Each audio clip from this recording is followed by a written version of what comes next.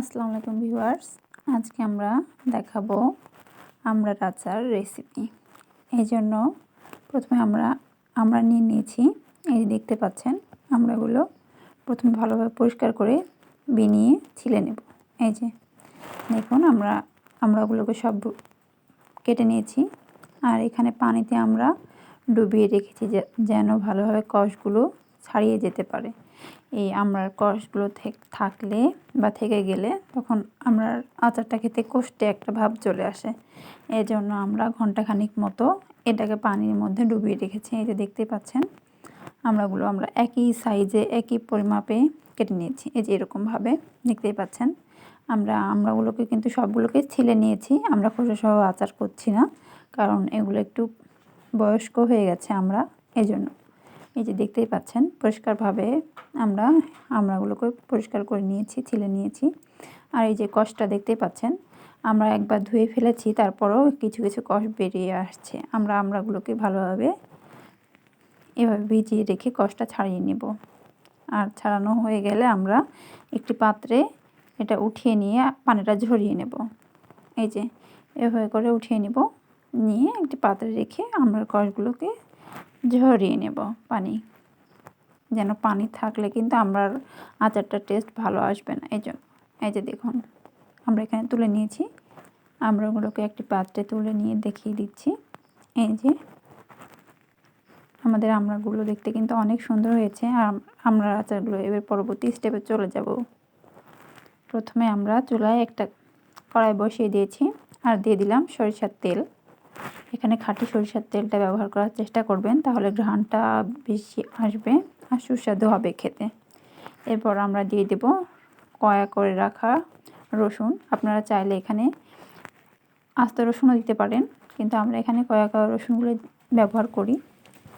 এরপর দিয়ে দিচ্ছি লবণ স্বাদ মতো, এটা আপনাদের টেস্ট অনুযায়ী দিবেন। তারপর দিয়ে দিচ্ছি গুঁড়ো মরিচ। এরপর একে একে সব উপকরণগুলো দিয়ে দিচ্ছি। আমরা এখানে দিয়ে দিলাম ধনিয়া গুঁড়ো। এবার দিয়ে দিচ্ছি হলুদ।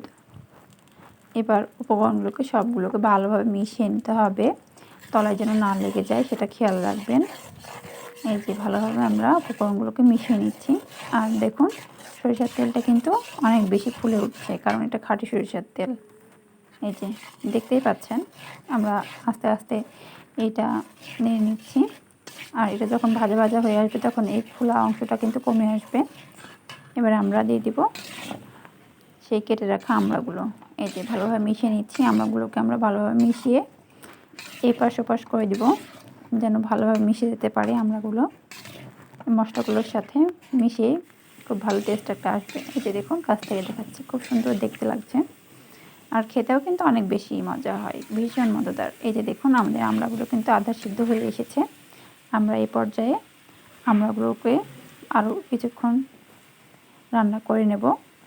এই যে এবার আমরা কিছু পরিমাণ পানি দিয়ে দিব আমড়াতে ভালোভাবে সিদ্ধ হওয়ার জন্য। এই যে দেখুন, আমরা কিন্তু আমড়ার মধ্যে কিছু পরিমাণ পানি দিয়েছি, যেন ভালোভাবে সিদ্ধ হয়ে যেতে পারে।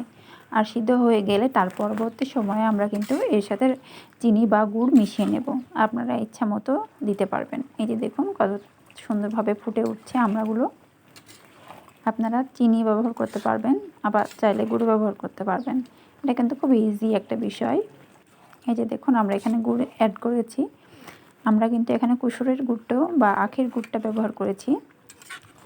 এই যে দেখতেই পাচ্ছেন, আমাদের আমড়াগুলো কিন্তু আস্তে আস্তে হয়ে আছে। আমাদের আমড়াটা রান্না হয়ে গেছে। এখানে দেখুন, আমাদের আচারটা তৈরি করা হয়ে গেছে। আমরা এবার আচারটাকে বয়মে রেখে দিলেই কিন্তু আমাদের আচারটা সারা বছরের জন্য সংরক্ষণ করতে পারবো। এতক্ষণ আমাদের সাথে থেকে ভিডিওটি দেখার জন্য অসংখ্য ধন্যবাদ।